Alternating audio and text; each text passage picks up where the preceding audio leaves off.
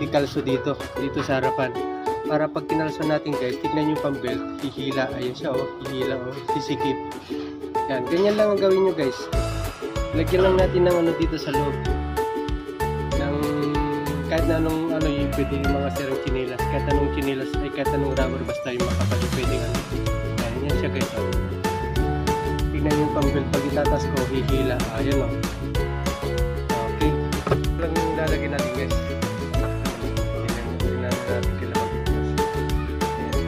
Bali ito yung lalagyan natin dito.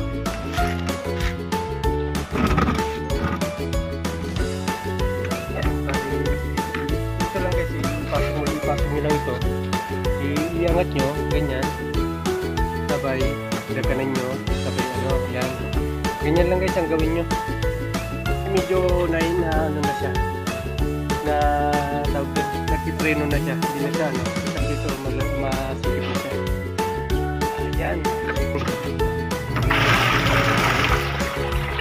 Oh. Ayan guys. Okay. Malakas na.